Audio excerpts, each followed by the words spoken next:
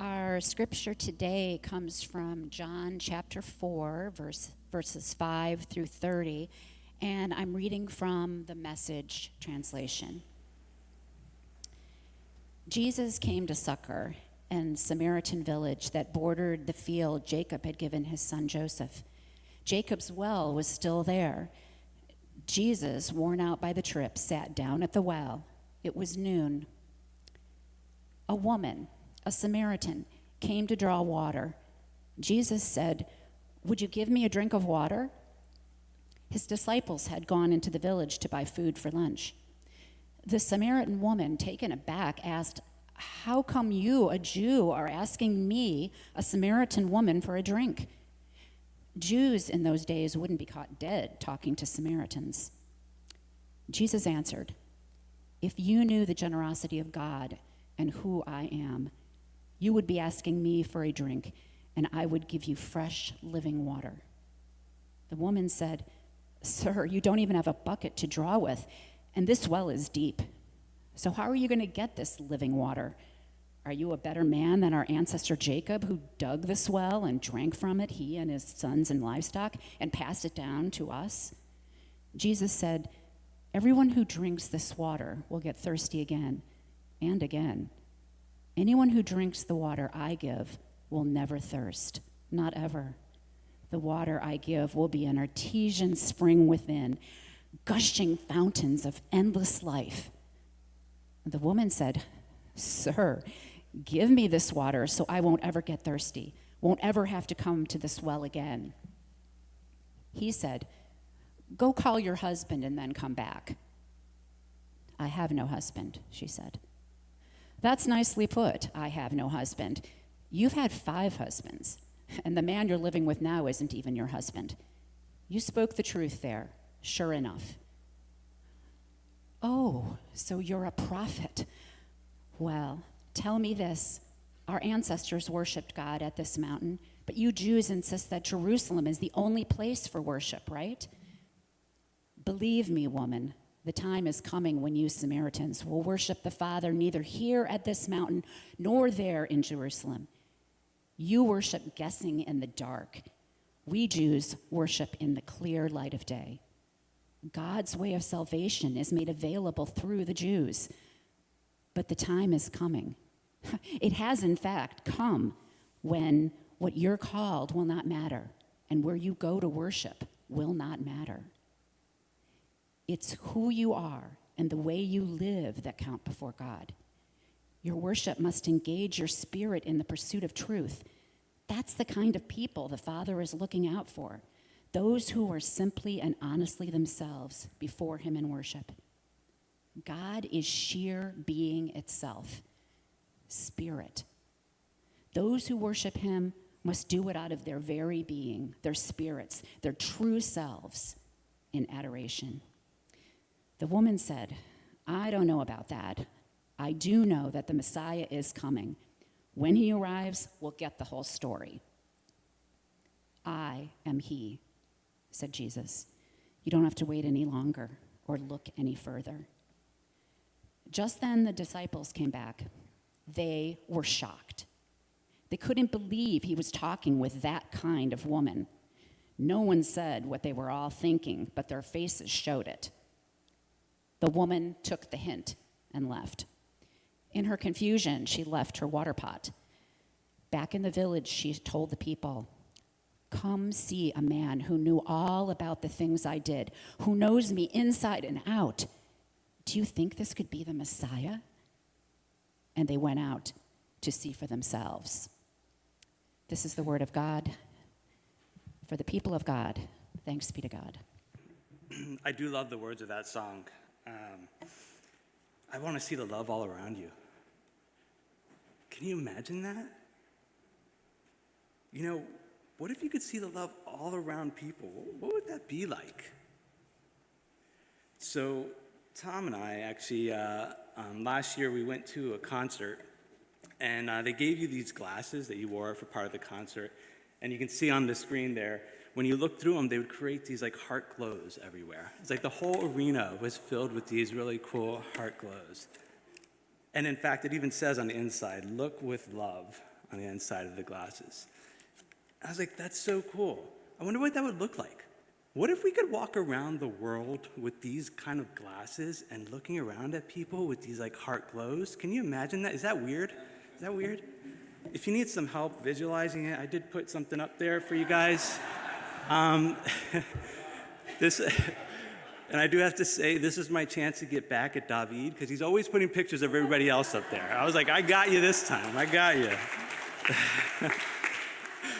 I did tell him I wouldn't keep it up there, though, so I'll honor that. But think about it. What if we could walk around with these glasses and see these like heart rainbow glows around people? What would that be like?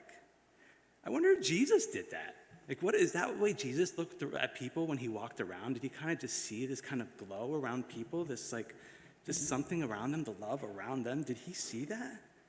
And maybe he just wanted them to see it too? That was his really like desire and goal?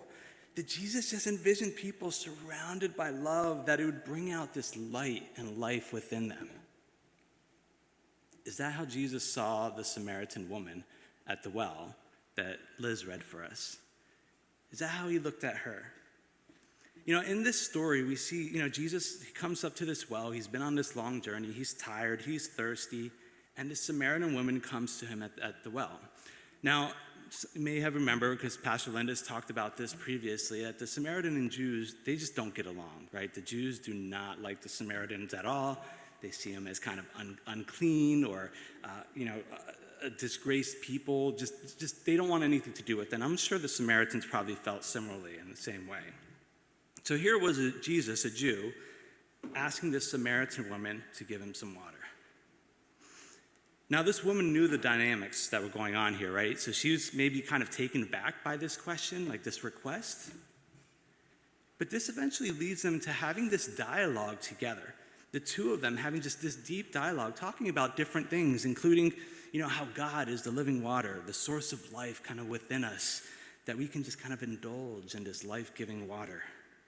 Or about her own life experiences. Like, they talk about how she has had multiple husbands and is living with someone who's not her husband.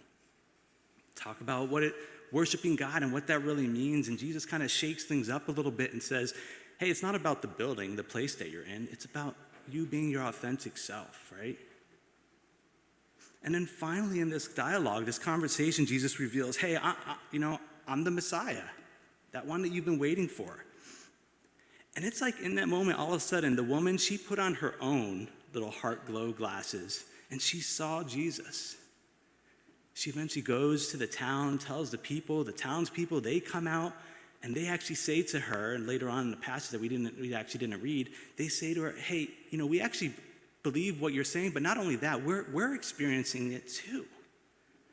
Amazing. And so we can see right from the very beginning of this story, when Jesus sees this woman and he looks at this woman, he's kind of putting on his rainbow glasses, seeing the glow around her.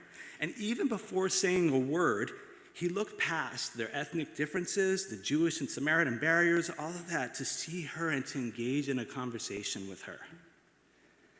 Sometimes the simplest thing we can do to let somebody feel seen, be known, is to engage in a chat. Have a talk, have a conversation. It might be a how's the weather kind of conversation, just in an effort to connect. Or maybe it's something deeper, getting to know about a person's life, their experiences, what's going on in their life and in their world.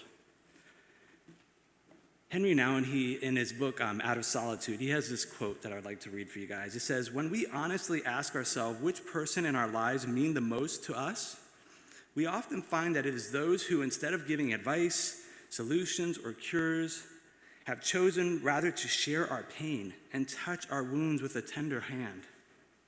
The friend who can be silent with us in a moment of despair or confusion, who can stay with us in an hour of grief and bereavement, who can tolerate not knowing, not curing, not healing, and facing with us the reality of our own powerlessness. That is a friend who cares, Henry writes. So, Jesus sees this woman, right? And he sees all aspects of her life, right? Including the fact of her past and her experiences. her multiple husbands, it says. I was like studying and preparing for this message and kind of reading a little bit about this and trying to understand it. I was actually kind of challenged myself. Do you ever think about how many times we read the Bible and put on a lens of patriarchy? We look at it from that kind of perspective instead.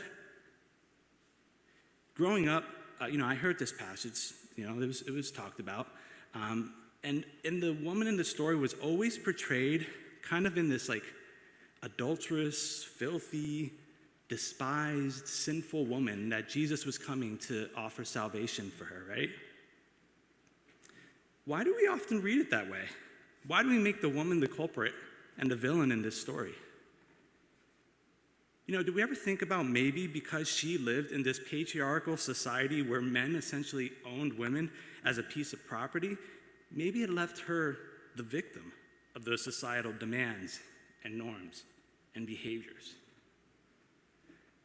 What if she was actually a woman who had experienced significant trauma and likely exploited? Does that change how we look at her? The passage doesn't say why she had multiple husbands, and yet by default, we go with the patriarchal glasses, and one can be quick to assume that she is the perpetrator in this story, in her life story, and she's at fault in her life story instead of seeing her as a potential victim or a wounded soul. Again, we don't know for sure. We don't know all the details behind her life. But we can at least maybe take a moment to consider how Jesus might have seen her in ways that we don't. Because our own culture, our own society, our own life experiences, they all feed into our lens of how we may look at others. But the beauty of this story, of course, is Jesus sees this Samaritan woman, and no matter the why for her life circumstances, whether it was caused by her or happened to her, caused to her, Jesus sees her authentic self and gladly offers that living water, this life-giving experience. It's as if Jesus, he puts on his heart glow glasses, and they're not tainted by our own experiences, whether choices that we made or things that happened to us. They're not tainted by that. Instead, Jesus still sees this like rainbow heart glow around others. He sees the love all around them. I know one of the deepest and longings for humans is to be seen, right? And when I say seen, I don't mean just seen, right? To be known, to be acknowledged, to belong, to be connected. Well, what does it look like to actually see people like Jesus saw this woman? What would that look like? In fact, what does it mean to be authentically seen? I can, think of some ways, like for instance, is the work being done in the food pantry, or helping for those who are sick, or just even some other like meaningful, grand gestures with that loving intent, right? But it can also just be a simple, genuine connection with somebody. So Tom and I, we actually, went to Ireland recently, and we were at this pub, and we had dinner there, and there was a band that was going to be playing, and there was this older American woman who was sitting at a table by herself, having dinner by herself. I guess she was, maybe traveling around or something. And so the band starts playing, and there's this younger group of like Irish young folks that are there who are just like hanging out, having a good time. They start dancing and having a great time. And they look over to this woman sitting alone, and they invite her to join in. And she gets up, she has a good old time, she's there dancing, and it's just so amazing. Like here it was, cross-cultural, cross-generational, just this beautiful moment of connection. That woman was seen. Now, if I'm being honest, right, sometimes you just don't want to do that. I don't want to do that. Sometimes I just don't have the capacity to do that. Maybe today I'm feeling a little depressed, or I'm just having a bad day. Maybe I'm an introvert, so that extrovert battery is always pretty low for me, so all you introverts, I got you. But that's okay, right? That's okay. I try to remind myself that sometimes that also by being a source of life, like by seeing other people, can actually be life-giving to me too, right? It can go both ways. But I also remember that a simple wave and a smile, I see you. It could be grabbing coffee downstairs in the lounge and chatting with somebody just for a quick minute. I see you. It could be having this deep, meaningful conversation with people, kind of, again, just getting to know their lives, getting to hear their story, their journey, just connecting with them. I see you. In fact, in this story, speaking of dialogue, one of the things that kind of stood out to me as well was that this woman, as Jesus has this conversation, she engages back with him in conversation, right? She engages in this dialogue. If you think about it, she could have said, hey, you're a Jew. We don't like you either. Goodbye. I'm done, right? Or you want water? Get your own water, right? She could have done all that. But she engaged Jesus in this conversation, in this active listening and going back and forth. And it's almost like she says, Jesus, I see you. That getting to know Jesus experience for her was life-changing. She then went and ran to the townspeople, and she told them about what happened. And it's almost like Jesus, by her seeing Jesus, she actually began to saw the glow in herself. And I wonder how much the townspeople saw that, because they noticed something was different, that they would all come out to see Jesus as well. And again, they had then their own experience with Jesus.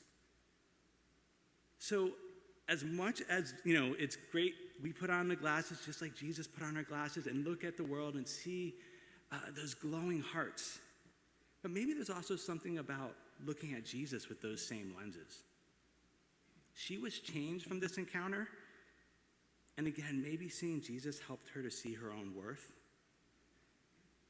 And this isn't like one of those prosperity messages where all of a sudden life was honky-dory, right? No. She probably left that experience, and she still had that trauma and that the judgment from others and those other life experiences. She still had that, right?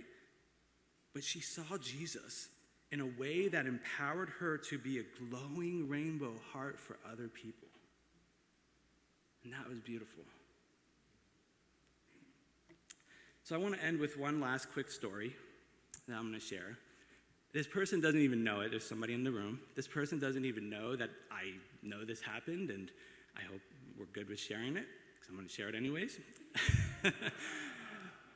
But some time ago, I was sitting in the back helping with the tech in the back of the room. And as I was helping with the tech, it was the end of the service. Everybody was standing up for the closing song, and everyone was starting to sing. And on this side of the room, Jane Pipes was standing over here as everyone was singing. And on this side of the room, there was somebody who was sitting who was just kind of, I know that they had a lot going on in their life. And there was a lot happening. Jane simply walked from that side, sat down, put her arm around her, and I don't know if she even said anything. Honestly, I don't even know if there was any words exchanged. She was just present with her, just present, being there. I see you. I see you. That story is actually what inspired me to want to share this message. That spoke to me. I was sitting in the back. I started crying. I couldn't look at the screen to help with tech because my eyes were getting too watery. And it was just such a beautiful, it was like I could look and see the rainbow heart around that moment, that glow. So as we come to sing our last song, Howard and the team are going to come on up, and they're going to sing the song True Colors. But maybe as we sing it, we can imagine what it would be like if we did walk around the world with those heart-shaped glow rainbow glasses and see people's true colors shining through, right? Radiating with the love of God. And even if they can't see it for themselves, maybe we're helping them to see it at times. But what if we could see the world through that lens? So let's sing this song and imagine this place right here filled with rainbow glows, right? All of you guys, a rainbow glow. And outside these walls filled with this rainbow glow emanating. And envision a world that is truly seen. People feel seen. And that they can see the love all around them. They just don't have the capacity to wear them, and that's okay. God is cool, and Jesus never takes his glasses off when he's looking at me with those rainbow heart glows, and he's never taking his glasses off when he's looking at you. So go, be that shining rainbow light, look at others with the glowing light, and may the peace of God be with you.